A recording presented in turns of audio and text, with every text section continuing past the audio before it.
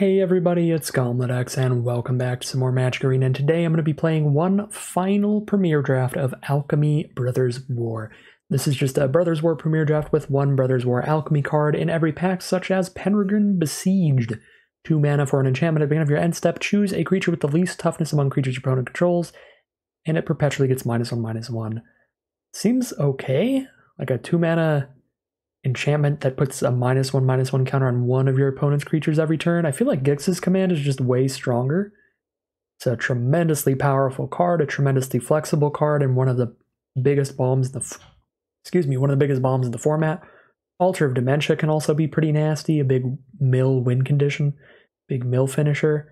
I think I'm going to go Gix's command here. The big problem is that casting pretty clear black signal with Peregrine Besieged and Corrupt.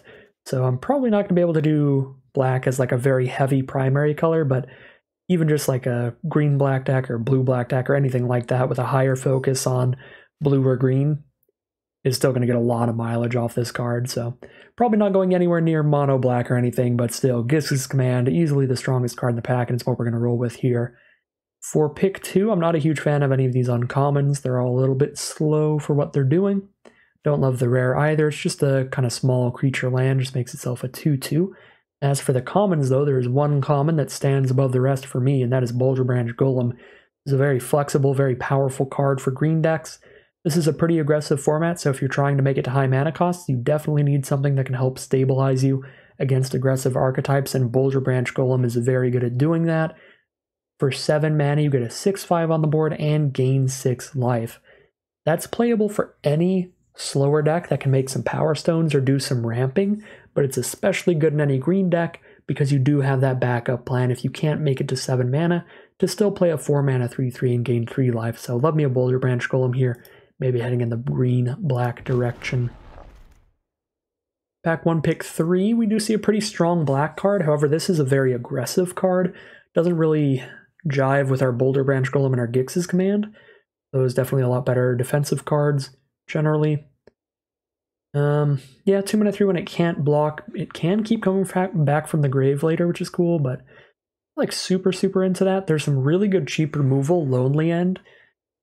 2 mana to give something -3 till -3/-3 till end of turn, or remove 3 loyalty counters from a planeswalker. And if you weren't the starting player, you even get a little bit of life gain out of this. Gain some life back. Very solid cheap removal. So we can take that, or we can take the Argothian Opportunist here, which is a great Power Stone producer to help get to a Boulder Branch Golem, help get towards that 7 mana to hardcast it early. Those are my favorites in the pack, Lonely End, Opportunist. There's also Excavation Explosion in red, not necessarily tied to green yet with this Boulder Branch Golem, but that's probably one of the best cards here too. I think I want to go Opportunist. I kind of want to tie myself to green. I haven't drafted green in a while, and I do love me some rampy nonsense. That being said, there are no green cards in this pack, which is a little rough. Best cards are Prison Sentence. This Alchemy card's actually very good. Hurkyl's Prodigy.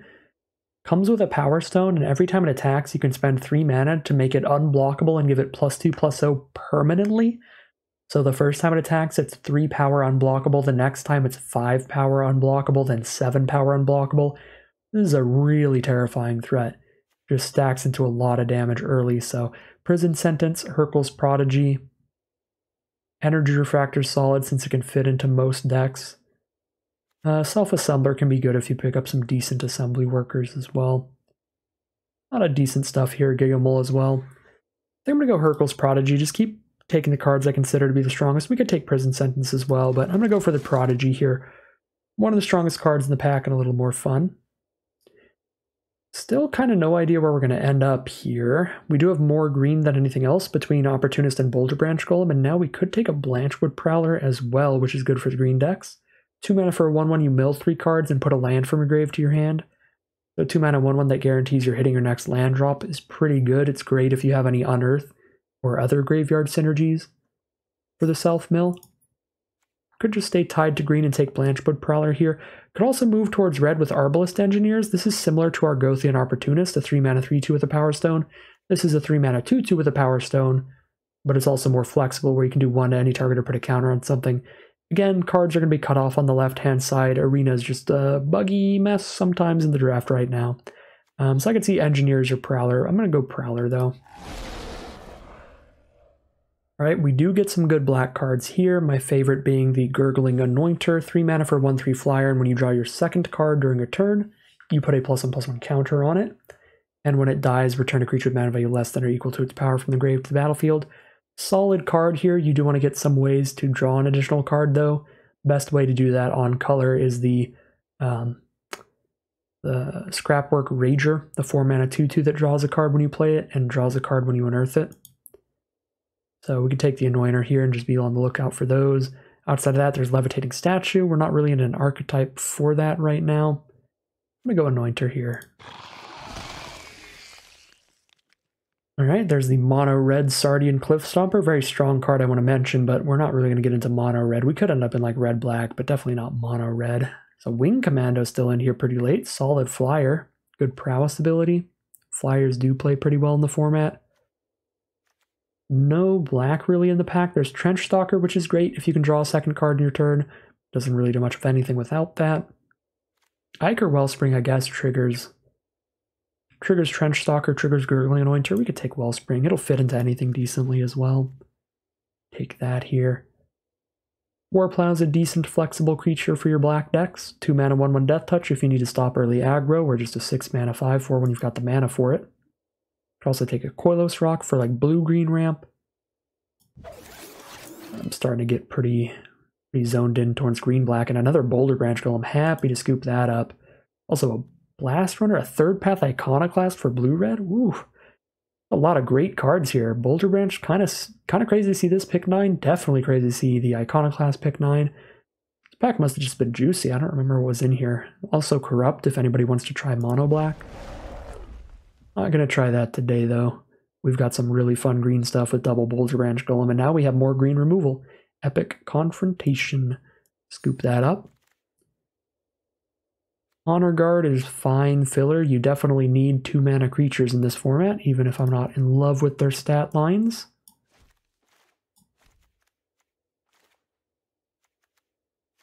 I definitely still look like I'm trying to go green-black more than anything else. We have 3 black cards, one of which is Gix's Command being the really big deal here. But we're not 100% tied to black. I think I've tied myself to green pretty much here, though. Just off of personal preference. Haven't done it in a while. Animist is fine with like Ichor Wellspring and Power Stone tokens, so that could be fun here. I think I'm going to play Goblin Firebomb. We can find some better removal than that. Last pick, Swift Thingy-Mabob Drake. Alright, pack 2, our Alchemy card is a red little burn spell. Good card, but don't think we're headed in that direction right now, especially when there's a solid green rare in the pack. Teething Wormlet's a 1 mana 1/1, has Death Touch as long as you control 3 or more artifacts, but the big part is whenever an artifact enters the battlefield under your control, you gain a life, and if it's the first artifact that entered the battlefield this turn, you get a +1/+1 counter on the Wormlet. So a 1-drop that just keeps getting bigger throughout the game as you're playing artifacts naturally and gains you a bunch of life throughout the game. Pretty good. Happy to play around with a Teething Wormlet. Also a rare, so we get to draft another copy for the collection. I've only got 1 right now, so. Teething Wormlet seems like a pretty decent place to go. Oh no, that is a bomb rare. I'm going to have to take that. Even if we can't cast this for its prototype cost, a 6 mana 5/4 flyer that gives another creature you control flying, vigilance, or lifelink every turn is still a pretty nasty deal, especially if you're a little bit of a ramp deck already, which we are. Yeah, we're going to play a Steel Seraphim here, just a 6 mana 5/4 flyer. Worst case scenario, it's basically a 6 mana 5/4 flying vigilance or 6 mana 5/4 flying lifelink. Best case scenario, we use those abilities wherever we need them instead of on the Seraph itself. Card is busted, and we'll scoop it up here. Even better when you can prototype it. This card's absurd for 3 mana, but still good for our deck. I don't think I'm ever going to draft Door to Nothingness in this format, which is a little sad because it's definitely like a fun card to try to do. I just don't think it's going to pan out. I like Gaia's Gift a lot. This is just an absurd combat trick. Being able to pull out the entire textbook of keyword abilities and slap it onto a creature telemeter is just ridiculous. Makes it a super flexible card. Happy to take Gaia's Gift there. another epic confrontation, although Emergency Weld seems pretty sweet here because it can help bring back bomb creatures or really impactful creatures. So this will be a really, really good late game play for us to bring back a Boulder Branch Golem or a Steel Seraph that's died to be able to play it again later. I actually like the idea of Emergency Weld in this deck a lot, a little more than Gix's Caress or Confrontation, which are both solid as well. Another Argothian Opportunist is perfect. Got all these big chunky artifacts I'm trying to play. I will take this over the Rager, which is a little awkward for our Gurgling Anointer, but worst case scenario, we can end up cutting that. Love me an Opportunist. Come on in, join the party. Burnished Heart would be okay as well. Blanchwood Prowler is okay. Argoth is okay. It does self-mill you every time you use it, so you can't make too many 2/2s off of it, but even just making like 1 or 2, pretty good deal. Probably supposed to take Argoth over a second Prowler, but I don't have a lot of 2-mana creatures. I have 2 of them right now. And Prowler just making sure that we hit our land drops is good. I guess with Infiltrator we have 3. I do like the Prowler, but I think I'm going to go with Argoth. Run that over a forest. Gix's Caress is another way to get Power Stone, little Mana Rock. Manipulate our opponent's hand. Razor Maw's fine, but I'm a little scared about the amount of self-mill I've got in here now. And Assemble the Team is just kind of funny. Search your library. Search for a card in the top third of your library. Pretty goofy. I mean, we might as well. Final Alchemy draft. Let's play with some of the goofy Alchemy cards. We'll search the top third of our library for a card here or there. Like Paul Bear with the amount of random self-mill in the deck right now. Evolving Wilds. Decent mana fixing or Hoarding Recluse. How does the Curve of Creatures look again? Just a couple 4-drops when you count the Boulder Branch Golems.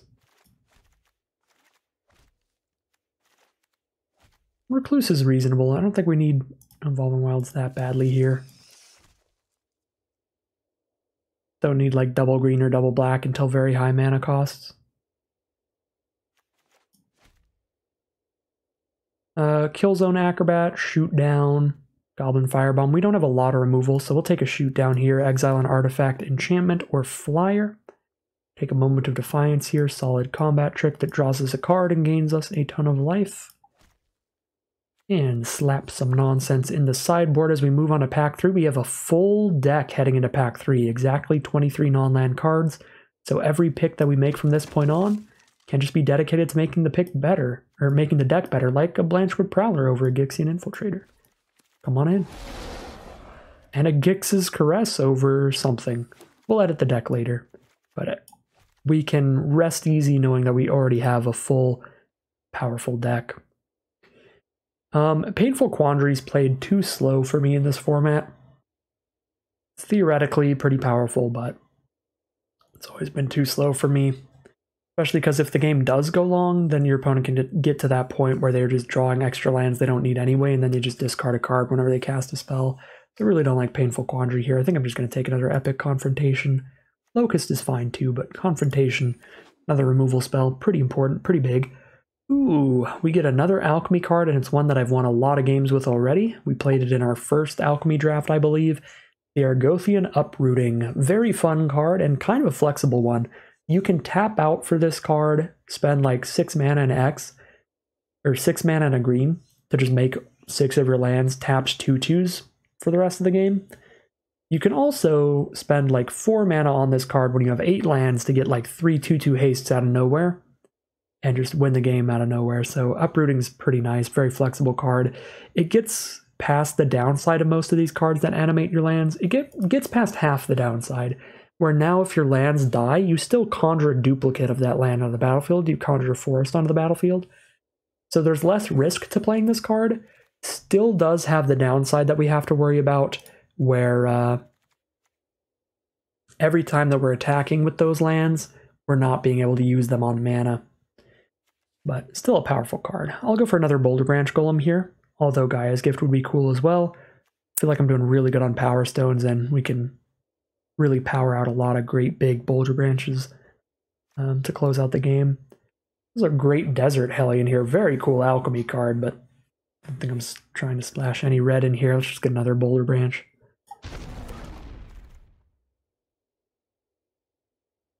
I'm pretty heavy into green, but I'm going to be playing a double black spell, Gix's Command, so I'm definitely playing at least like 7 swamps, which means 11 forest is like the maximum I'll have, so I don't think Blanchwood Armor is going to be really where it's at.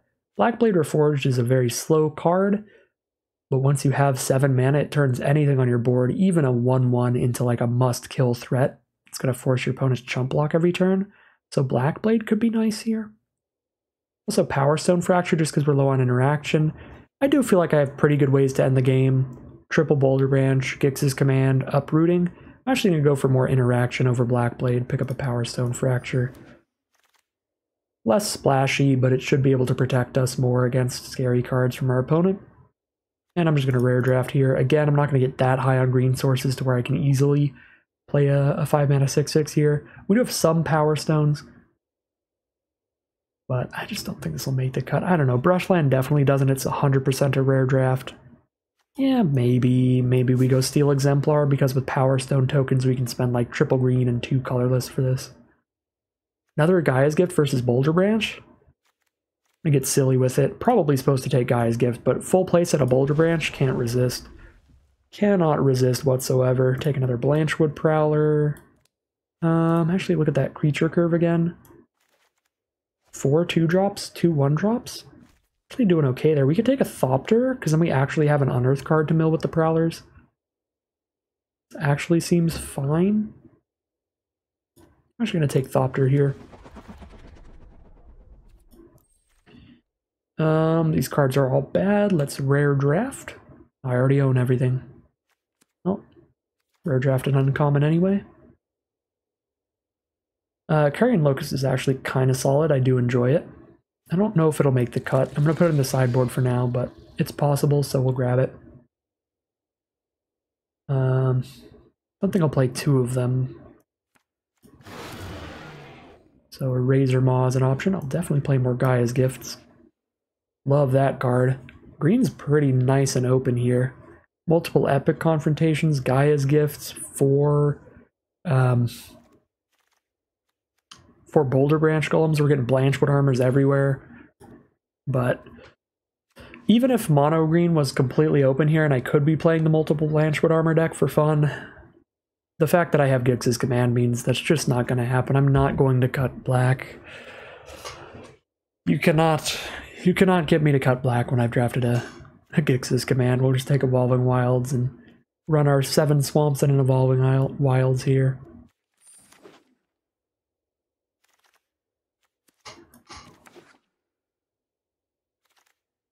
Another Moment of Defiance. I don't think I'm playing that. Now that I have 2 Gaia's Gift in the combat trick slot, I'm going to have less room for stuff like Moment of Defiance. Alright, we get to cut 9 cards out of this deck. Really, really like Emergency Weld in this deck as the 5th copy of Boulder Branch Golem, and now I'm very okay with just aggressively playing these on turn 4, because I know that I'll draw more to play on 7 mana, and I could even bring them back from grave with either Emergency Weld or Gix's Command. Both of those cards can bring things back from grave. So we can treat these as 4-drops, which means we don't really need the Recluse. We don't need that high of a creature count here because we're not that aggressive, so we definitely don't need 18. Probably drop down to like 15 as like our maximum. So cut like 3 creatures is the first thing.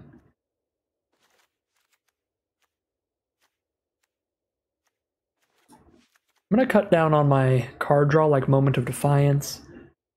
So the only thing I really have to trigger Anointer is like Ichor Wellspring. Feels like a little too few cards to trigger that, so we'll cut these 2 for sure. And we could cut another creature, but this is also just 16 creatures still, which is fine. So this could just be the creature pile. And we are very low on interaction, so I'm pretty happy I took Power Stone Fracture over the Blackblade, because it looks like it actually is going to be pretty important in this deck. It's hard to kill really big stuff in our deck, because our main removal is like Epic Confrontations. We have 2 Gaia's Gifts, so I don't really want Giant Growth. Probably not running Moment of Defiance either. Assemble the team's goofy, but that's the point. How many power stones do we have? I have a lot of really high mana cost stuff to dump all my mana into. 4 potential 7 mana plays, a 6 mana play, 5 mana play, an X mana spell. I don't know if I want activated abilities like Alloy Animist that often. That could be a cut.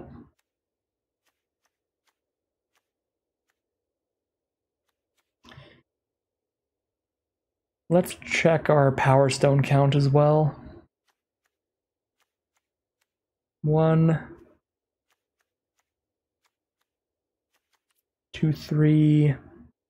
We only have like 3 Power Stones in the end. We did pick up multiple opportunities and a Caress, but got enough to help cast these now and then. Like, we'll probably have an average of 1 Power Stone per game by the end of it. Maybe cast a Bulge Branch Golem off to 6 lands instead, but not enough to really go crazy with an Alloy Animist or anything. I'm cool with cutting that Giant Growth and Moment of Defiance.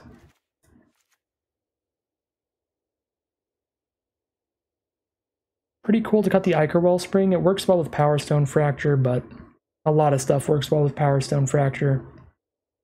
Like our 2 mana 1/1s. Sacrifice those all day to the Fracture. Opportunists work great with Fracture because we can sack the 3/2 or the Power Stone.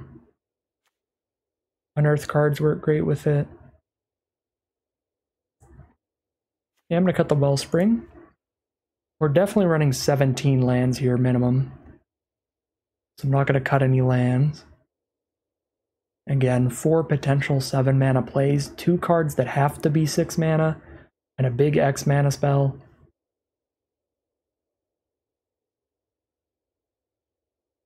Maybe the artifact count is too low for Teething Wormlet to be that good. We have 8 artifacts. What if you count our Power Stone cards? That's 9, 10, 11. 11 different artifacts? 11 feels like enough for Teething Wormlet. As a 1-drop, it just gets better every now and then. Gets bigger every now and then. I still don't love this Honor Guard. Maybe I'm going to cut really low on 2-drops.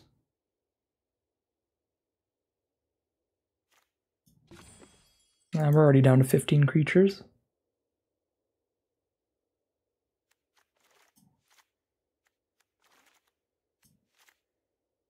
I instinctually want to cut Assemble the Team because we don't really have anything we're tutoring for. I guess it picks up Gix's Command or Steel Seraph. But we're only searching the top third. And we have to play it, right? This is the Alchemy draft. We got to play the goofy, stupid Alchemy cards. I said that last time, and then I didn't play the Urza's Land producer.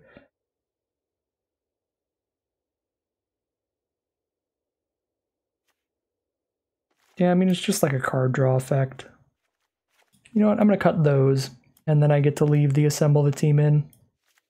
So we can say we're playing 2 Alchemy cards at least. Argothian Uprooting and Assemble the Team. I think the mana base is good, because I do want 7 black sources to hit that double black for Gix's Command.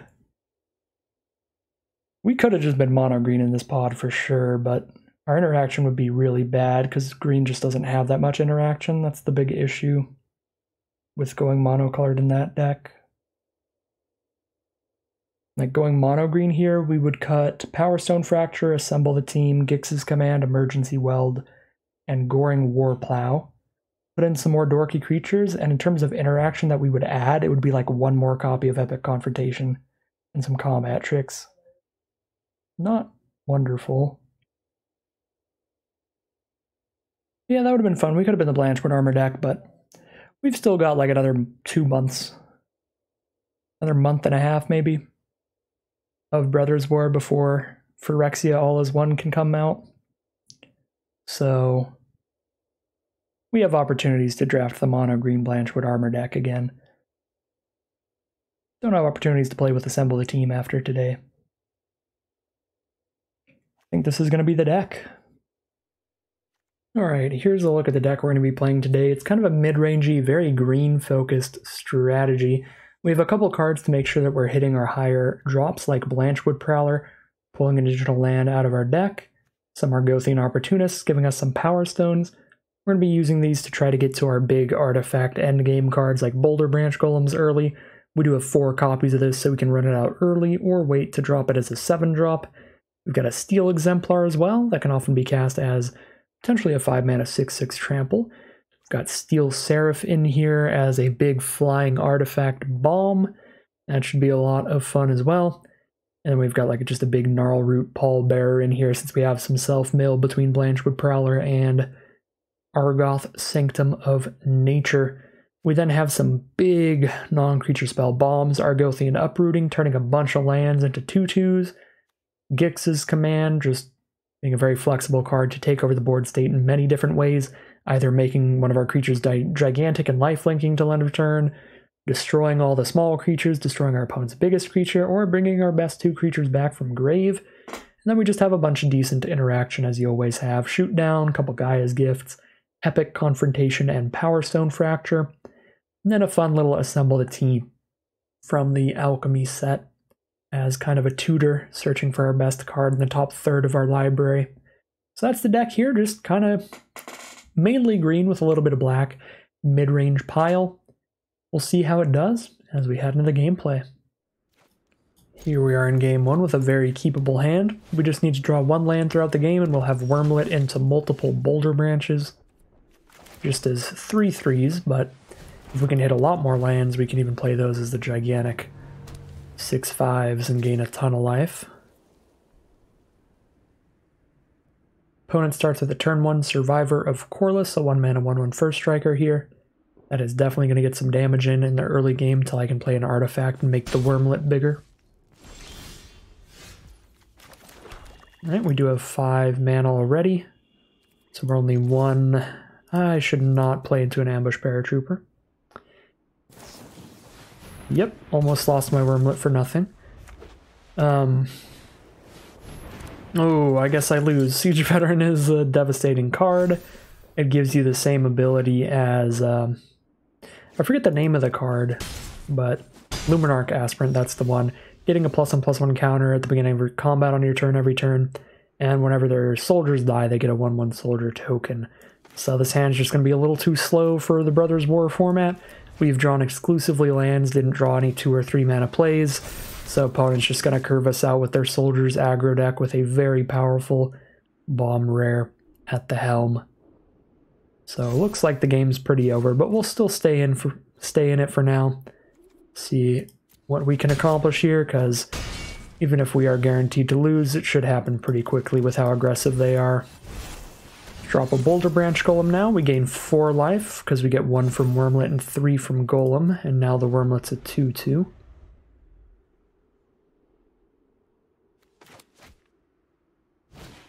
There's a Prison Sentence, shut down the Golem from blocking. They're getting another +1/+1 counter from the Siege Veteran.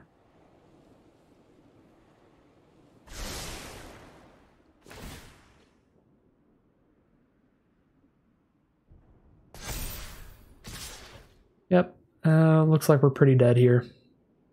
Classic Brothers War here. 1, 2, 3, 4. Some count by numbers magic. Just curve out with a good curve. Aggro drop, or removal spell, whatever your opponent's trying to do to block your aggro. And you're golden. Yep, we're just dead. And gain 3 life and then die. 0-1 heading into game 2. Another pretty good hand here. This one's a little bit faster if we can draw any lands. The Prowler gives us the 3rd land, and then the 4th land for Golem should hopefully come naturally. We have an Epic Confrontation to maybe kill a small creature. Gonna keep it and hope for the best here.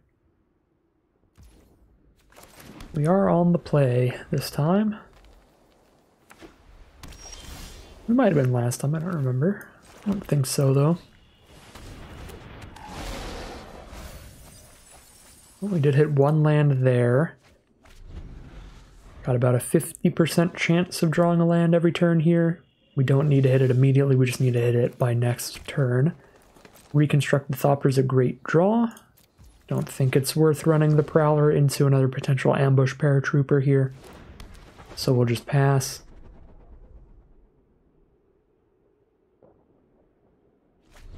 No ambush paratrooper. Patchplate Resolute. We saw this in our last alchemy draft. This card is just absurd. When it enters the battlefield or leaves the battlefield, they get to put a +1/+1 counter on the next creature they play. And it has Unearth. So the next creature they play gets a +1/+1 counter on it. When this dies, another one. And when they unearth it, they do that trigger twice. Really unfortunate here, we do miss the land drop. 52% chance it lands now. I can Epic Confrontation the Resolute. That's 2 for 1-ing myself. Rather just wait here, try to get to shoot down to exile it so they can't unearth it for value.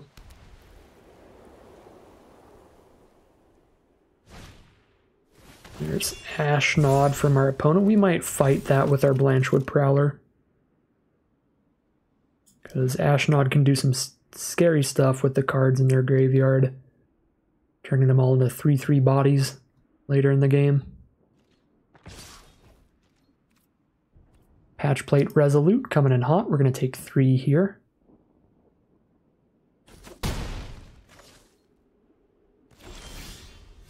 We do hit the 4th mana now. I think I am going to try to just exile the Resolute. That takes a lot more mana to do, and we don't have to worry about Ashnod's ability until they have creatures in their graveyard. So we can kill that with Epic Confrontation later. So they do get a +1/+1 counter on their next card. But they won't be unearthing the Resolute for any more triggers of that ability. Siege Veteran number 2. Hello, friend. I did not miss you. I guess we're going to have to Epic Confrontation that instead of Ashnod, which is pretty awkward. We have to 2 for 1 ourselves to kill it, and then Ashnod can exile it to make a 3/3 from the grave. Plus it's going to make a 1/1 when it dies. Oh no, only when other soldiers. Okay. Let's get our damage in first, but then we have to try to fight it with Thopter. Super rough part here is our opponent has some kind of instant, probably a Disfigure or something. One of the big issues with Green's removal spell being like fight spells and bite spells is that your opponent can blank your removal with their own removal, which might be what's about to happen to us here. Get Disfigured out of it. Disenchant works too, and we're pretty much out of the game. It's going to be double Siege Veteran for the first 2 rounds. I've got all these Boulder Branch Golems if I can make it to 7 mana, but the Veteran's eventually going to get their creatures up to 7 power, or 5 power. It's not even going to take that long. Ashnod can already attack into Boulder Branch Golems, and the Veteran's only 1 +1/+1 counter away, because they're only 5 toughness.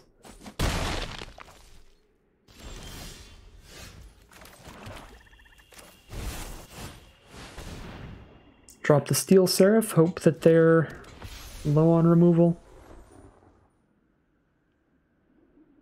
because we don't have another good play here.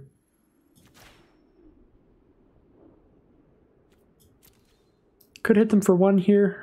I think I would rather just be open to chump blocking, although it's not likely to happen. They do have the removal for Steel Seraph. Still gets to use its triggered ability, which is good for us. If we can survive, which is going to be difficult. Thran Vigil. This card does literally nothing. Every time they unearth, they get a +1/+1 counter on a creature, but for that to be worth the 2-mana investment, they have to have unearthed at least twice, which is not really happening here. So Thran Vigil basically does nothing this game. I think we do have to chump block at this point.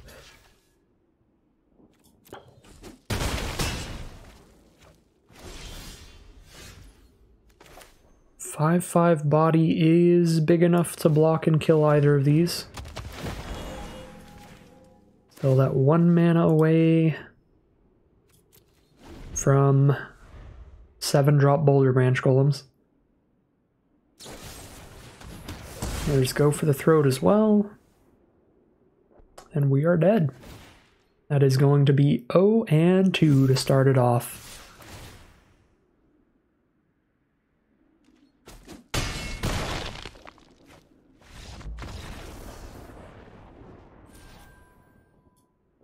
Opponent on the play again for game 3. This is the best hand we've drawn so far. Let's hope it can compete this time around. But Brothers War is a format that takes no prisoners when it comes to the power level of aggro decks and the power level of bombs, and we're against a black-red deck starting with a 2-mana 3/1 that can unearth itself from the grave, which is not an ideal start for us. Do have a Blanchwood Prowler to trade into that at least, and we do hit a land off of it. I don't think I actually have any double green cards. I think I just want to take the untapped mana so I know I can Opportunist into Boulder Branch. I actually can do that even. I can do that even if I take a tapped land. Because I would go Swamp, Opportunist, and then I would go Boulder Branch off of Power Stone and Evolving Wilds for a forest.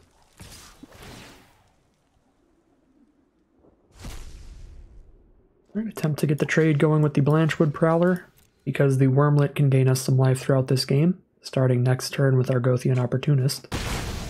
We do get that trade. There's an Emergency Weld on the Harvester, and they get a 1/1 down and a Goblin Blast Runner. So every time they sacrifice a permanent, that will be a 3/2 with Menace. If they don't, though, it's only a 1/2, which can be blocked well by my Choo-Choo Teething Wormlet.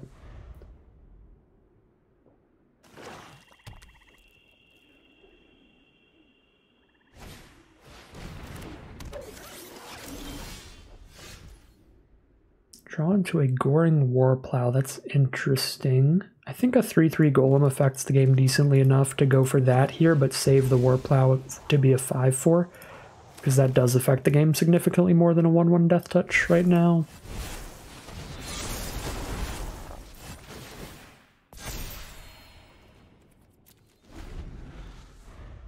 The life gain coming in hot. We're up to 25 here. And then we're just gonna, a few turns from now, hopefully just start playing some large, full-costed prototype creatures. Try to play larger cards than our opponent.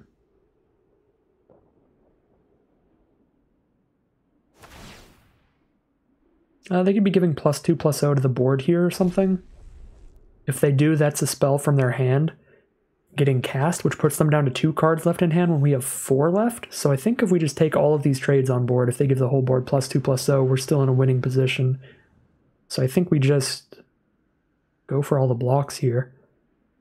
Make it the hardest to kill the Wormlet, easiest to kill the Opportunist.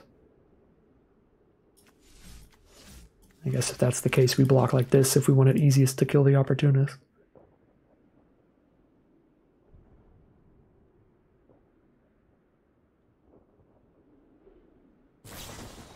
Moment of Defiance. Give one of the creatures +2/+1 lifelink, draw a card. And then Lonely End the Wormlet. Alright. They are down to 2 cards in hand and just a 1/1 on board. We've got the mana to play a 5/4 now. Feeling solid here. Unearth the Harvester.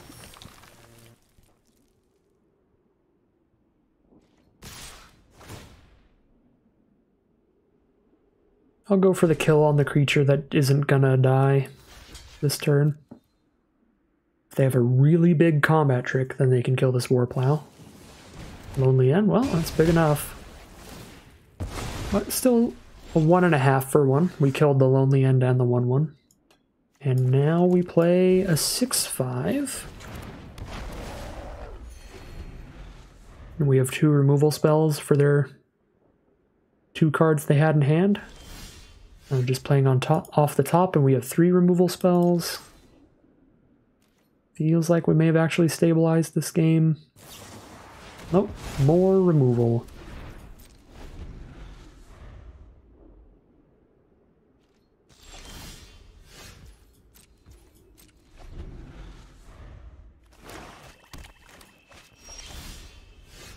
Another Boulder Branch Golem?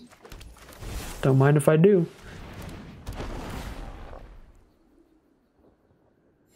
We'll be at a bajillion life here. Opponent has a very uphill battle. down through 3 of these. Trench Stalker from our opponents. I think I confrontation that while I still actually have a creature on board. That's the removal that's least likely to work on future turns. Keep playing these lands because I have that gigantic X mana spell I could draw into. And I don't have anything that's like discard a card, draw a card. Ooh, they took the Pendragon Besieged if they were in the same draft pot as me. So they give one of our creatures -1/-1 every turn. You want to exile that thing? I kind of do. I still have a Power Stone Fracture to kill a creature from them.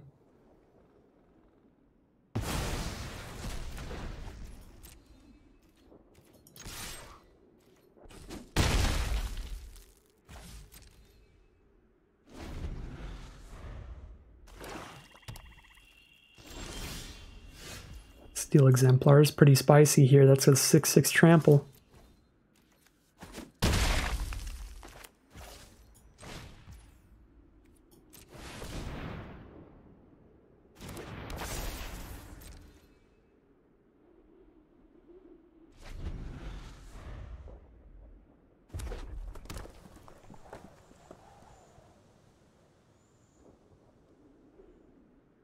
This might be game here.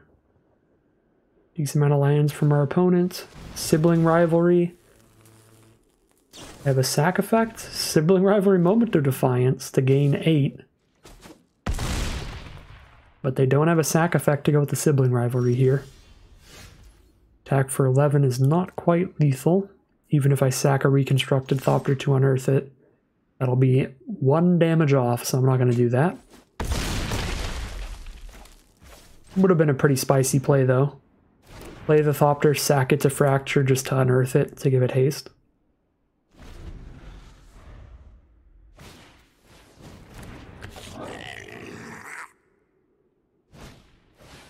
Gix's Caress, there goes my Power Stone Fracture, but I'm pretty sure we're just going to lethal them on board. Yep, Disfigure on the Thopter, not going to be enough, and they are going to scoop them up. We do get 1 victory today.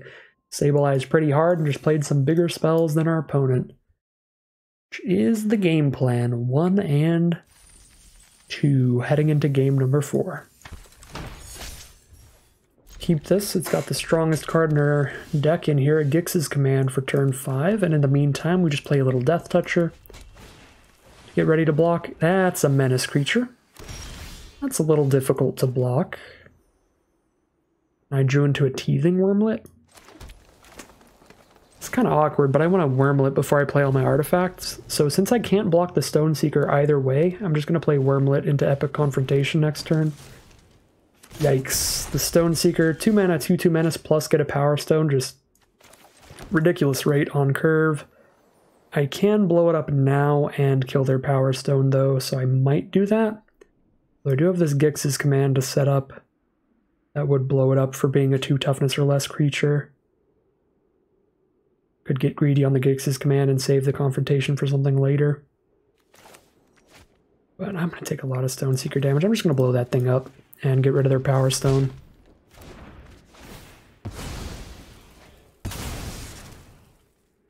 No attacks.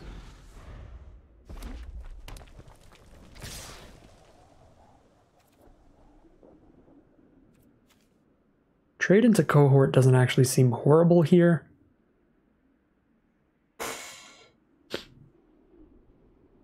Because that survives the 2 powerless creature thing on command. Yeah, seems fine. I mean, leaving Wormlet around is valuable as well, because then we can play Boulder Branch and the Wormlet goes to 2/2 status.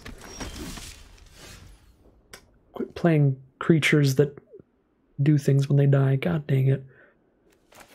Kind of want to just play Prowler and block the 3/1 here. Save the Warplow for when we've got 6 mana, which we definitely do off of those mills.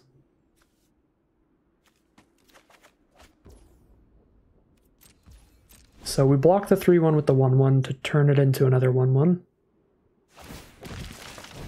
Unearth the Cohort, they're going to get more 1/1s on the board. Got a Boulder Branch Golem and a Wormlet engrave. They're not even going to send in infantry. Another Stone Seeker.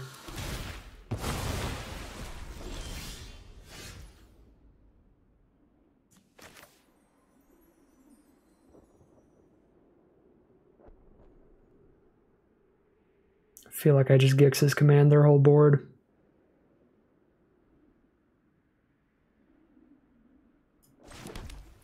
And I don't need to Gix's command right now to still have a decent board state.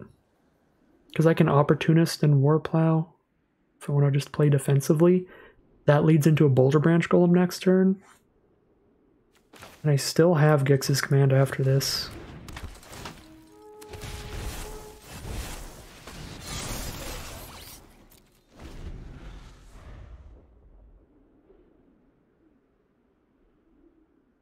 We are whittling down a lot of their creatures just the natural way here. Prison Sentence the Opportunist. That is awkward.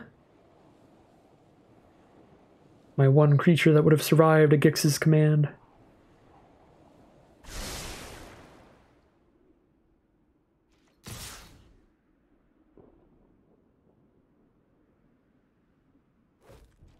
Snap block infantry because it's their only creature that survives Gix's command.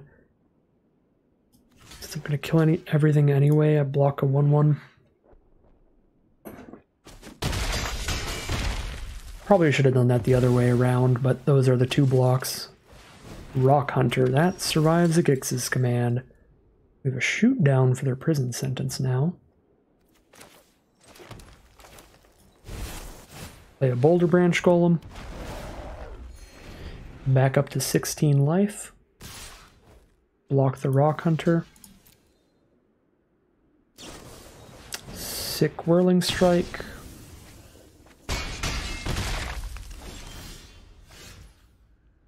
Just the guy's gift a turn later. Only take 3 damage a turn from Rock Hunter. Gix's command to blow up everything but Rock Hunter and pick up both of our Boulder Branch Golems seems like a pretty guaranteed victory. Gain 12 life these next 2 turns. It's really hard for them to get through. The Juggernaut, that's definitely a start. Ooh, a Steel Seraph we can play to give the Boulder Branch lifelink an attack with it. Alright. We are really trying to do things here. Cinder Maw, get out of my life. What is this? They draw a second Whirling Strike. Sick draws these last couple turns for our opponent. Good lord. Haven't hit a land in a while. And the perfect Cinder Maw here. Cinder Maw just kills us. It's so obnoxious. I have to shoot down Juggernaut, play a 3/3 Golem to trade into Cinder Maw. They're playing 100% off the top.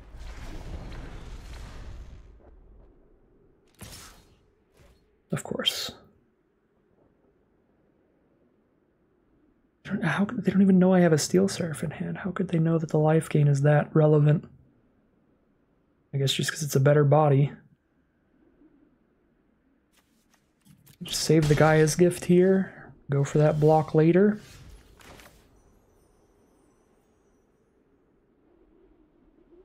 Play a Steel Seraph and they cannot lose the Cinder Maw.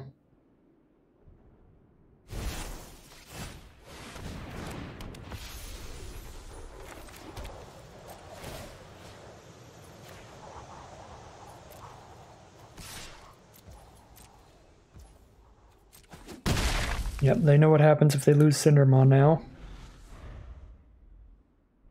But I have the guy's gift for the Seraph. Alright, they have to pass turn. We might be stabilizing.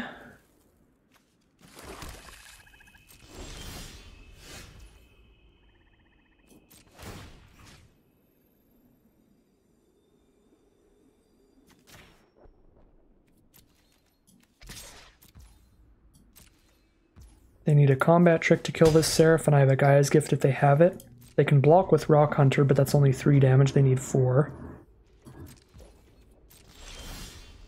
Ooh, Emergency Weld? So I could pick it up even if it dies.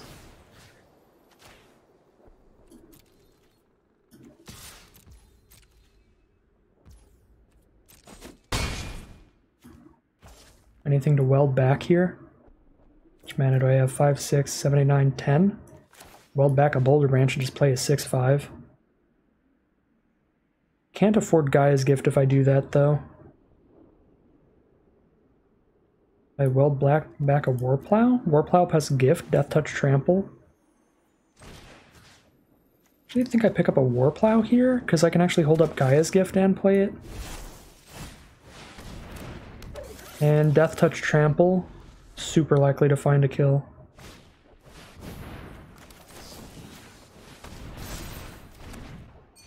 Alright, they scooped them up. That was a really close one. Opponent had a really, really nice sequence of draws there, with the Whirling Strikes well timed into a Cindermaw to stop our double Boulder Branch Steel Seraph from gaining us a ton of life, but still just had the huge, huge, huge late game plays that this deck can provide, and we are going to be 2-2 now as we head into Game 5.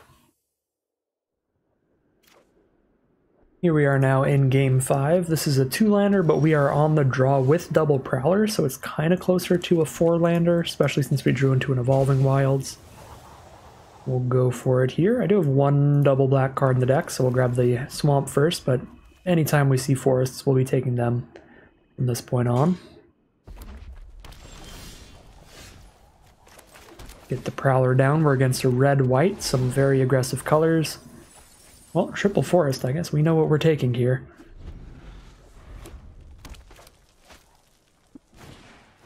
Took Kaja's Welcome from our opponent. Now, every time they play a creature with mana value 3 or less, they draw a card. They only do that once per turn. Still enough value, though, for it to be worth shooting that down next turn. For now, I'll play the Thopter, because I know I have land number 3, 4, and 5 at the ready, so I don't need to get another land from a Prowler for a while. Yoshin Medic from our opponent will allow them to draw a card with the Welcome, but that will be their one card draw they get off of it. We're going to get rid of that thing now.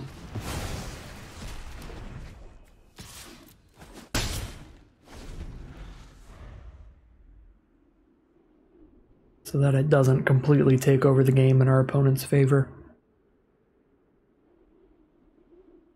We have 6 mana guaranteed by the end of this game, so we're only 1 away from Boulder Branch Golem. A Blanchwood Prowler could get us there. Obliterating Bolts, exile our Thopter, no unearthing for it. And Yoshin Medic is going to firmly win the race against any number of 1/1s we have. There's a Falaji Dragon Engine from our opponent. Well, the only thing we can do here is Blanchwood Prowler, so we shall. Probably going to have to use a Gaia's Gift to try to kill that Dragon Engine. Can't do it right now, though. We need something with at least 2 power. Have to turn something into a 3 power reach creature.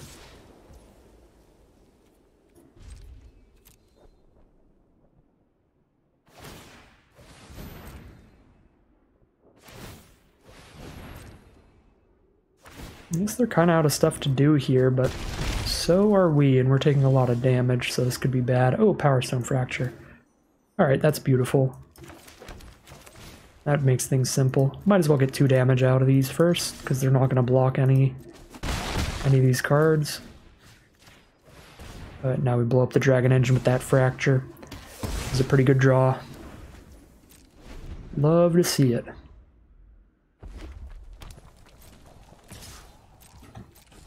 Opponent probably has a bunch of removal in hand, so do I wait until I have 9 mana to play Boulder Branch Golem because I can afford it?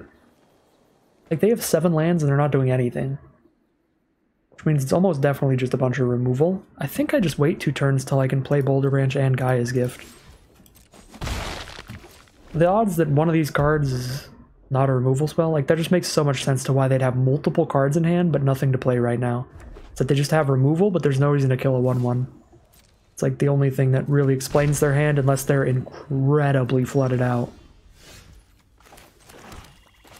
So yeah, we just wait till we can play our creatures while holding up Gaia's Gift, and we definitely can with the Warplow. And then next turn we can do it with the Boulder Branch Golem.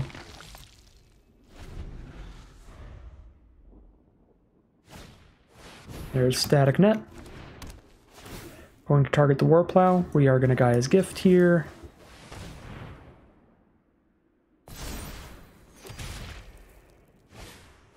Then a conscripted infantry from our opponent. They have 4 power over there. We have 5 toughness, and we have a Kix's command.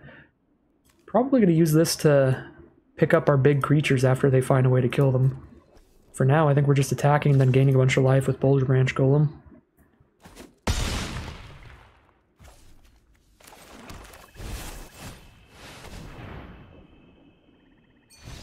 And they're over it. They're going to scoop it up, and we are now 3-2. Very good recovery in this Alchemy Premier Draft. Can we get the polar opposite of yesterday's draft? The 6-0 into the 6-3? Can we now get the 0-2 into the 7-2? We'll find out as we head into round number 6. Here we are, round number 6. Steel Exemplar is going to be a 6-6 whenever we play it, because we've got triple forest already.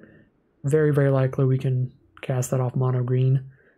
Awkward hand. There's like nothing going on early game, but you know what?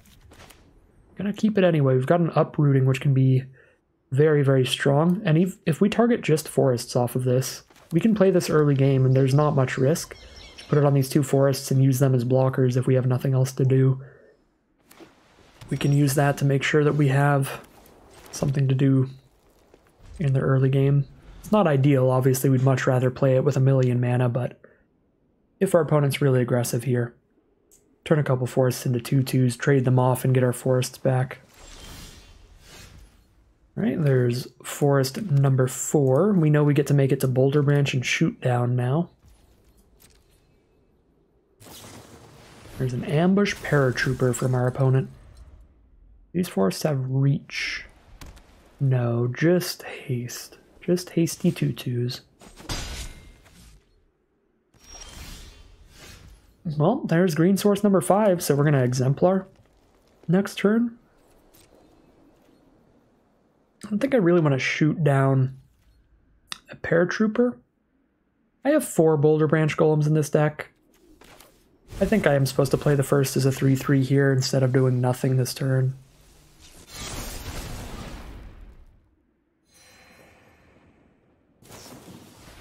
Another paratrooper. He's going to stack up into a lot of damage in this guy pretty soon.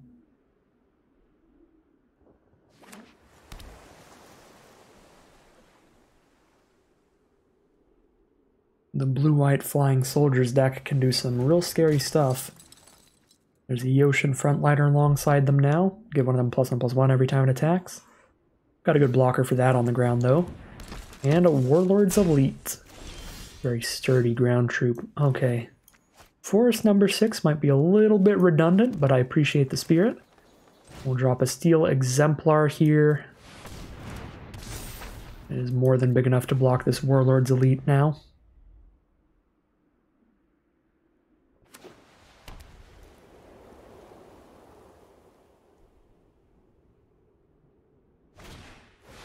Prison Sentence on the Steel Exemplar. I could shoot down the Prison Sentence.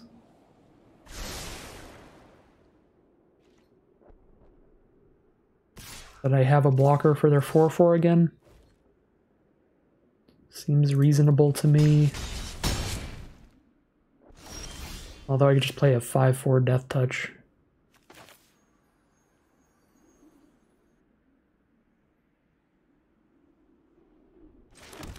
Actually, with Gaia's Gift off the top, I can shoot down the Prison Sentence and hold up a Gaia's Gift. Feels really good. Might even be trying to outrace now with Steel Exemplar. Probably not. Like, I can attack here and then I attempt to Gaia's Gift Boulder Branch Golem block on the Warlord's Elite. But then if they have the mana up to just buff a Paratrooper, they can make this a 5/5 against my 4/4 and it doesn't die anyway. I think I just hold back and have Steel Exemplar blocking Warlord's Elite.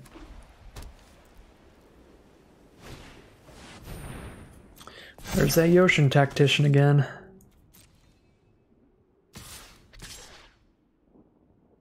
Gaia's Gift one of these Paratroopers away.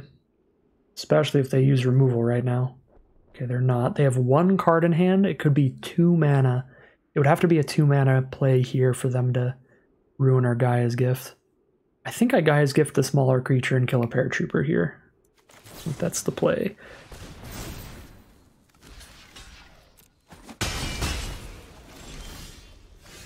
Reconstructed Thopter. Yeah, this tactician's pretty rough. Just firmly on blocks now. At least they only have one flyer. Our Thopter's not big enough to do anything against that flyer. Just make sure we've really got things locked down on the ground. Right now we have block there, block there. Take 4. Paratrooper's ability is brutal. Brutal here.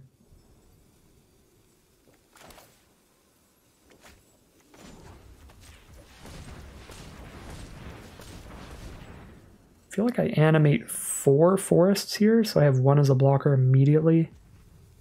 Maybe just 3 of them, so I have 2 as blockers immediately.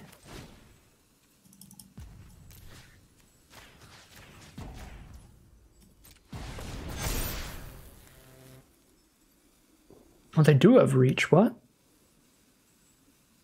Oh yeah, I just missed it. They do have reach. Okay, that's really big, yeah.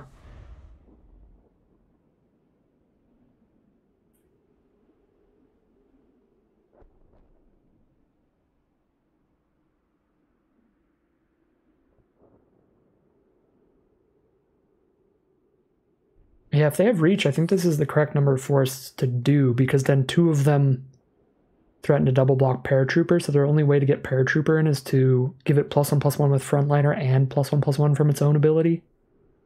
That way they make it a 4/5 instead of a 3/4, which means we get to kill Frontliner if they go for that attack. And then once the other forest untaps, there's like no way that the other Paratrooper can get in.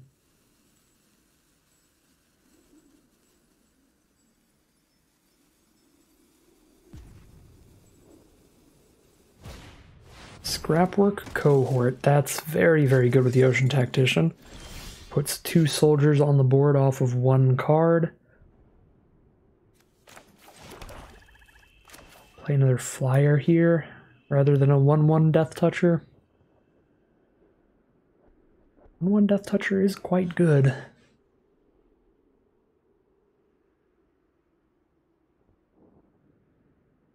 Yeah, honestly, 1/1 Death Toucher is not that much worse than a 5/4 Death Toucher right now because of how sturdy their creatures can get between Tactician Paratrooper. Might just be on Prototype Warplow. Pass. I don't know what we need here, but we need some stuff because this board state is just horrifying.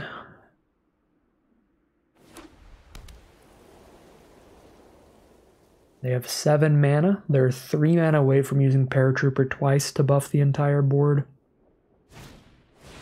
Precursor Golem. Oh my goodness. 3 more 3/3s for our opponent.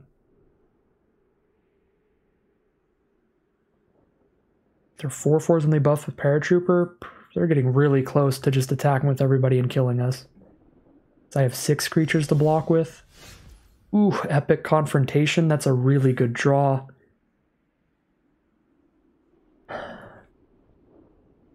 If I kill the Paratrooper, they can't give the rest of their board +1/+1 anymore. The Tactician is naturally giving all the soldiers +1/+1, but I think Paratrooper's ability to give everything, including the golems, a +1/+1 is scarier.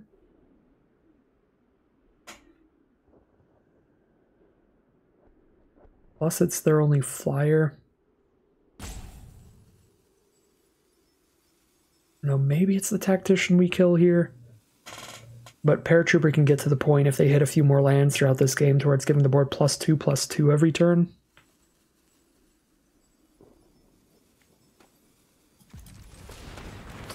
I think I'm gonna kill the Paratrooper here.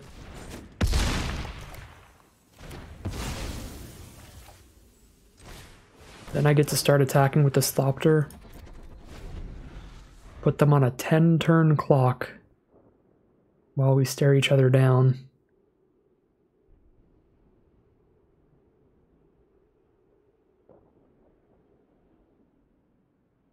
I do take a pretty big hit here if they just attack with everybody. But I can get some solid kills if they didn't just draw into a combat trick. Yeah, I'm gonna assume that's a no since they just passed the turn immediately. Let's hope it's not an ambush paratrooper they just drew. It is not. Get a bear here, pretty important right now.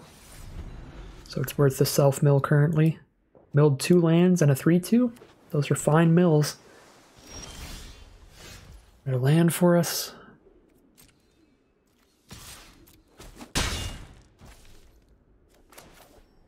Don't want to self-mill that hard. I think I'll do this like 3 times maximum. I will do this here. Alright, land and 2 Blanchwood Prowlers. More good mills for us. These are not good draws. Really lucky mills. Oh, speaking of lucky stuff, Recruitment Officer is an incredible draw here. Because this can just start digging through their library, picking up all their creatures with mana value 3 or less. Now is the perfect time for a mana sink. Looks like they missed, though, off of the ability there. And we draw into a Boulder Branch Golem. That's beautiful. If I attack him with Steel Exemplar, I'm trading my 6/6 Trample down into a 5/5 Warlord's Elite, because I can block with a 5/5 and a 3/3 token. Feels like I still only have attacks with the Thopter here, but then I get to play the Golem.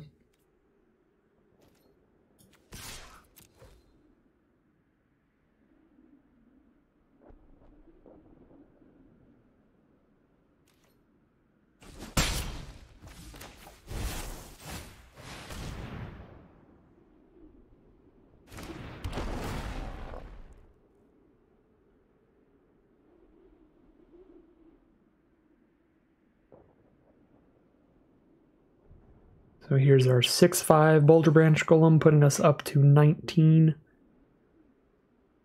I played it, then I saw this one, and I thought I accidentally played it as a 3/3. I was like, wait, what? Why did it tap so much mana for the 3/3 version? Alright, Recruitment Officer. They're basically guaranteed to draw every other 3-drop in their deck. Oh, and they have another flyer. That's not ideal. Picks up a soldier as well when they play it, so they can pick up the cohort and play it again. They have a chaplain as well. Milled a frontliner to unearth. And picked up their unblockable Hurkyl's Prodigy. That's a devastatingly good string of hits for a board stall situation. An unblockable creature, multiple flyers to block my flyer. Mana sink to draw more cards. An emergency weld for us, though. There's nothing good to pick up yet, though, so I think I just have to self-mill and try to hit my Steel Exemplar to try to win this game. I'm just going to die to this Prodigy really quickly now, because I can't attack in the sky anymore. Even Gix's command doesn't get me there, because it only kills 2 toughness and less creatures. I don't really feel like I have outs now. I think they're just winning off Hurkyl's Prodigy, because I can't break through the board state, so Prodigy just sits here and wins. And like, I can use Argoth, and if I hit Steel Seraph, I can weld it back later, but Steel Seraph doesn't even really change things much. Prodigy still steamrolls me, because eventually it's attacking for like 20 anyway.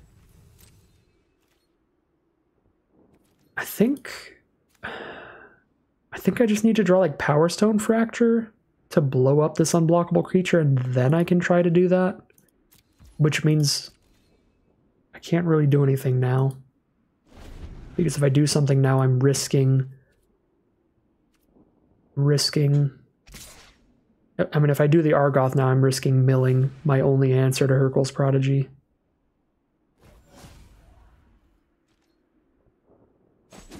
I just need to sequence. I need my draws to sequence well. I guess Gix's command can kill it as well. As soon as it's 6 power, Gix's command can kill that Prodigy. So we have 2 different outs, but both of them are non-creature, non-artifact cards. So milling ourselves with Argoth is pretty bad for us. There's only 2 ways out of this game.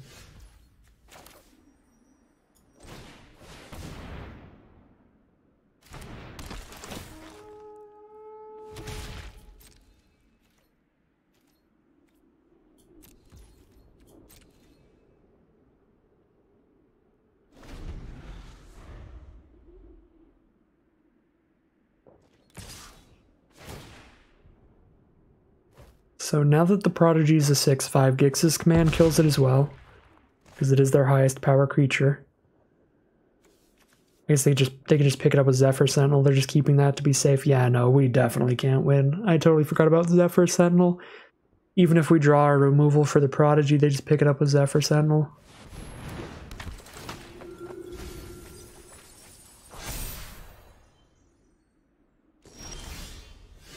Yep. We ready to watch Zephyr Sentinel ruin our day? I think that's what we're doing here. I don't even have good creatures to return with Gix's command. Make one of my creatures a big lifelinker though and get another turn out of it, so I guess I'm just going to make them sack their highest power creature and then make my Exemplar 8/8 lifelink trample here.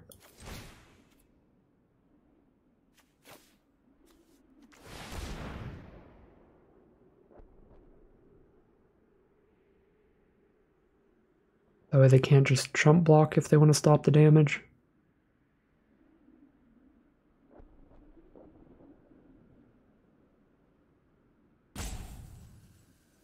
If I do it to like a Boulder Branch Golem, they're just going to block with a 1/1. Or block with the frontliner. So now is their opportunity to cast Zephyr Sentinel and pick up their unblockable thing, which does slow it down a lot for us. Gives us another opportunity to draw a Power Stone Fracture.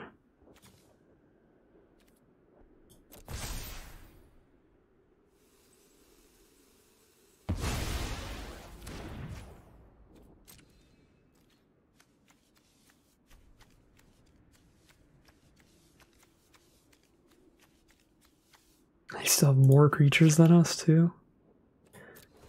Good gravy. Block with all the precursor golems, that's fair. We kill 2 of those and gain 8.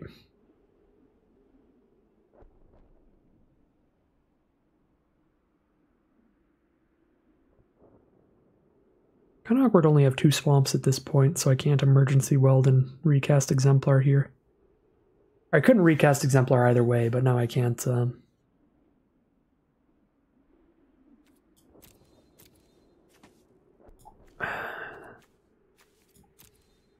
Now I can't cast Emergency Weld this turn. I think I actually want to kill Precursor Golem just in case they have combat tricks, because we don't have removal spells we're going to target Golem with when they have that unblockable thing. Just going to target the unblockable thing with it anyway.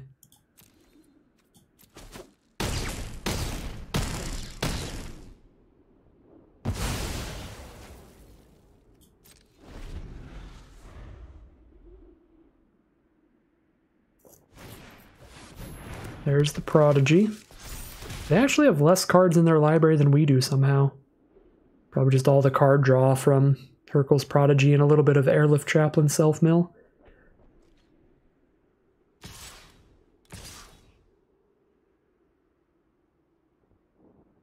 They have 1 card in their hand.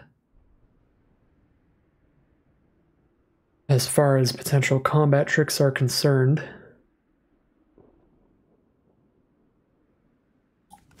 I guess we're gonna mess around and find out here.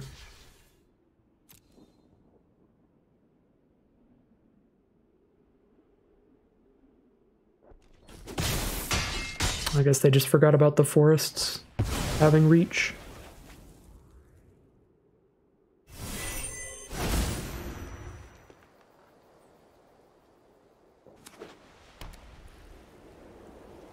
The Zephyr Sentinel attack was still fine because we had to 2-for-1 ourselves to kill it, but the Airlift Chaplain attack didn't work out very well for them.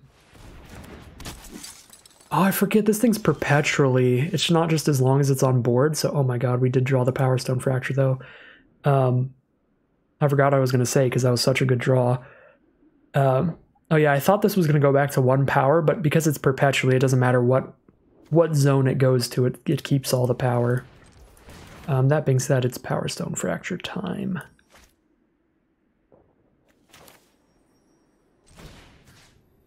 Blow that up.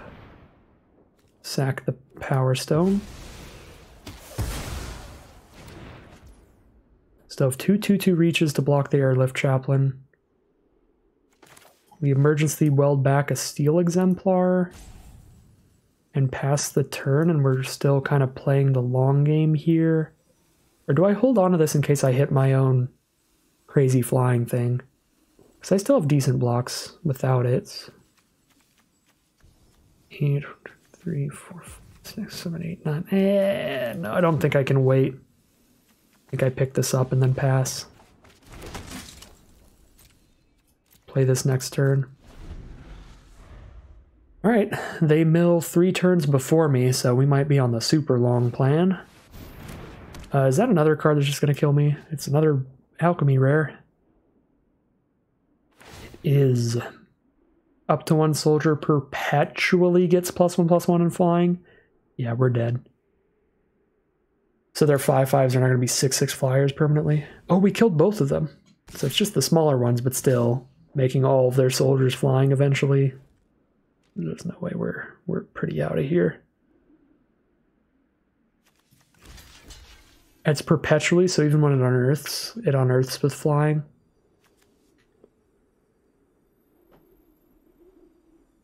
Alright, well, would have beat the Prodigy, but had to beat a Prodigy and an Elspeth's Command. 2 pretty bomby cards that are really good in this exact position. Just super good in a board stall. So it is what it is.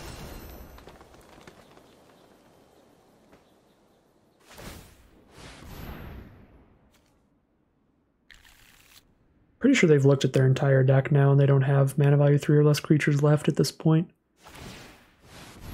Maybe not. Maybe they got one more look. Yeah, I don't think they do.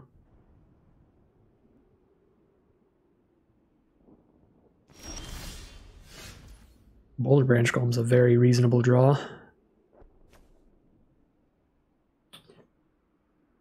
We need to hope we can somehow outrace them, so we probably send in with our 6/5 here.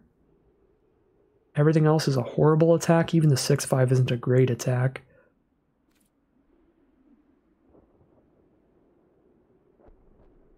Got 9 mana, I can play Boulder Branch and do a Thopter, so I guess we hit them with Thopter and attack with Boulder Branch here.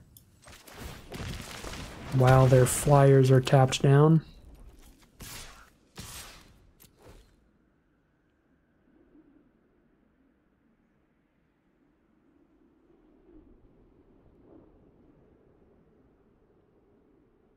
Only out at this point is our Steel Seraph.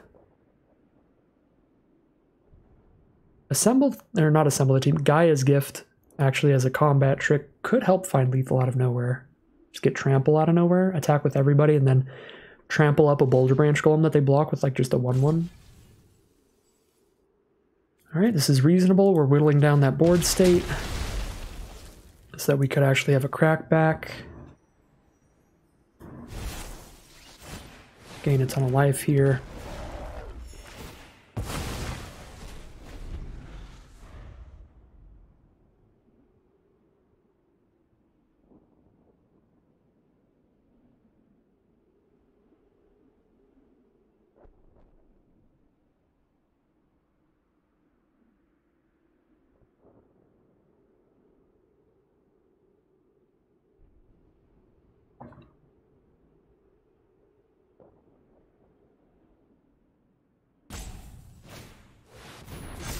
Second Yoshin Tactician.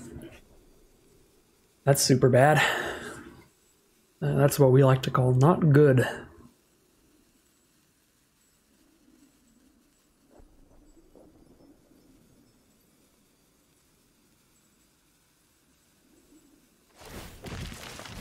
Unearth the cohort.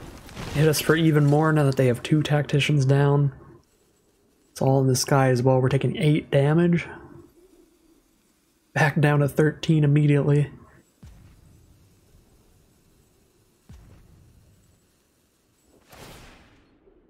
Oh, they give another thing flying. We're actually going really low on life. Oh, I forgot the way that card works. They have to choose a different ability each turn. So they couldn't give flying again this turn. Had to get a 1/1 for now. But even a 1/1 soldier is a 3/3 on their board state.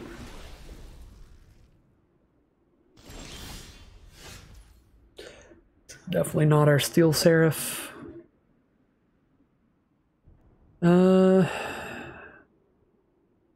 I believe we are just dead. Take 2 damage. Take like 7 damage in the sky?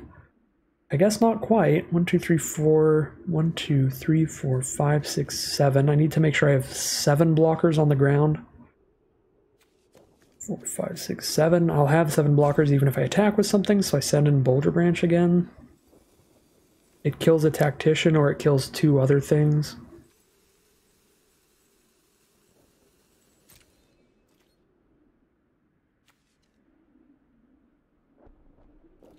And then we play a Steel Exemplar.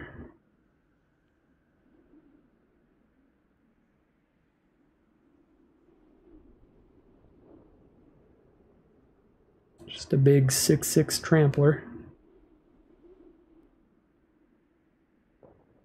It's probably just going to kill their 2 3/3 soldiers.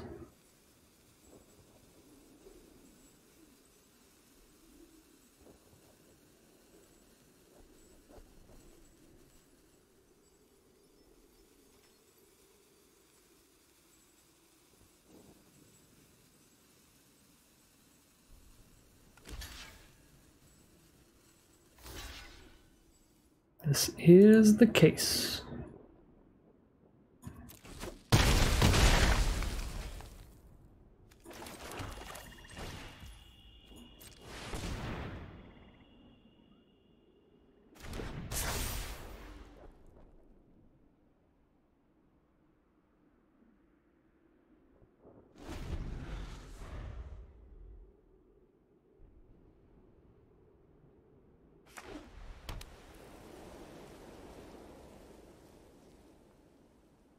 Well, they don't have any cards in hand, but again, Elspeth's command just on the board takes things over.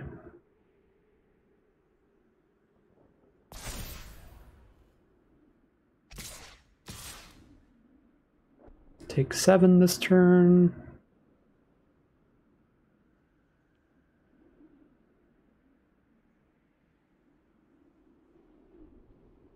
They have 5 blockers.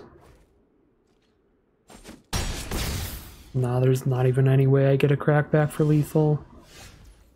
Gaia's Gift gets me as close as possible.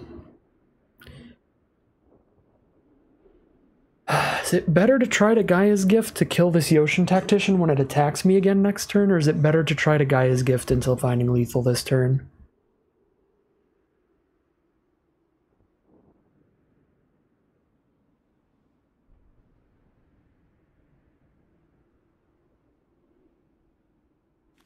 This already has tramples, so they probably block with a couple 3/3s. Block and kill this without losing a creature. Block and kill this without losing a creature, take 3, 4, 5, 6, 7 damage if I threw a Gaia's Gift at it. It's so easy for them to block correctly through a Gaia's Gift.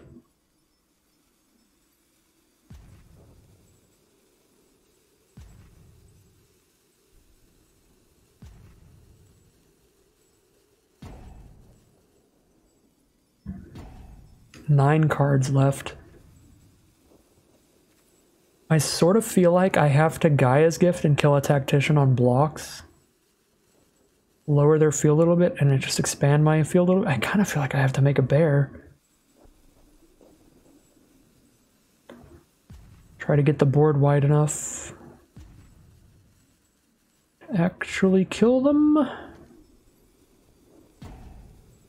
Because there's no way we can kill them in mill. They have 7 cards left. That's plenty of time to kill us with by Elspeth's command. Only outs in the deck are Gnawroot, Pallbearer, Steel Seraph, Boulder Branch. There's 3 outs. And we're just as likely to mill closer to them than as we are to mill them away.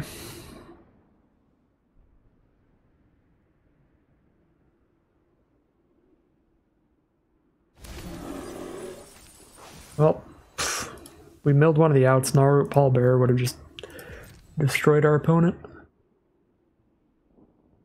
Boulder Branch Golem doesn't do a ton though.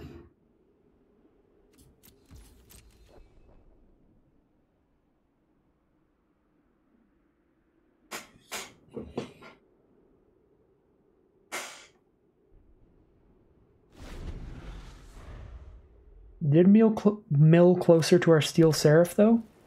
They're not going to have any flying blockers. So Steel Seraph can guarantee us 6 damage in the sky off Steel Exemplar, or whatever creature we choose.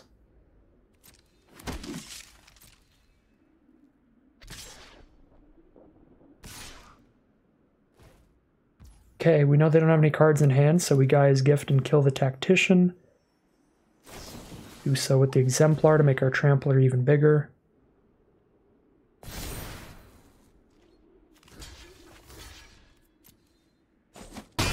Now all their creatures are smaller, but we're at 4 life. It's not any of our outs. Okay, Jesus Christ. Actually, we have 1 out now, so I don't know what I mean by that's not any of our outs. That's not our Steel Seraph.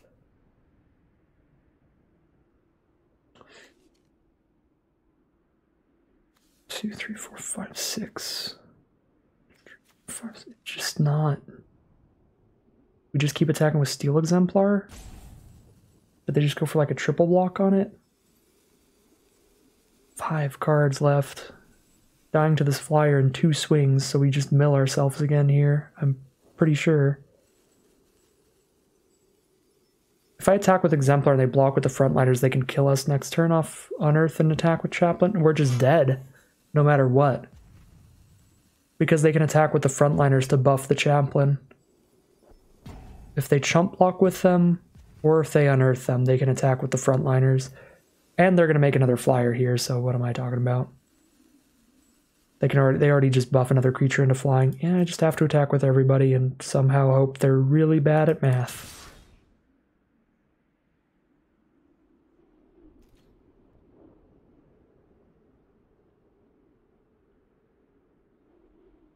But a tiny shot if we had exactly Steel Seraph coming up. And actually, I don't even think Gnawroot Pallbearer would have won us the game. We could have just made our Death Toucher 8 power Death Touch Trample, and it would have dealt like 8 to them at some point. But that doesn't kill them. I think it was 100%. We just needed to hit Steel Seraph. Because Steel Seraph, we could have given the Exemplar lifelink for a big attack here. Or if we hit it a lot earlier, we could have went for a couple flying attacks in a row to kill them. But at this point, if we hit Seraph this turn, we give the Exemplar lifelink attack with it and hold everything else back. And then we also have a 5/4 Steel Seraph to block with in the sky.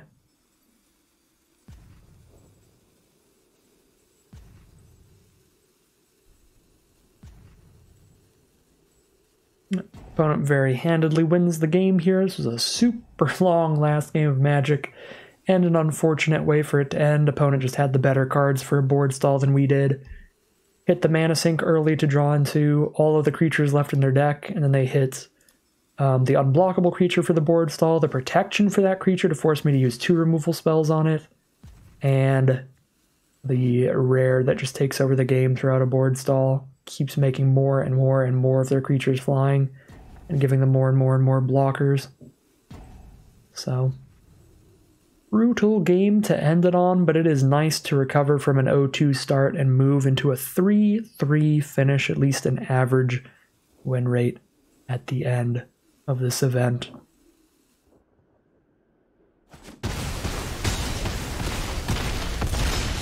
But we put them to 4, and now we die to them, even if we have blockers for everything on the ground, unearthing all these frontliners and giving the Chaplain 5 power in the sky.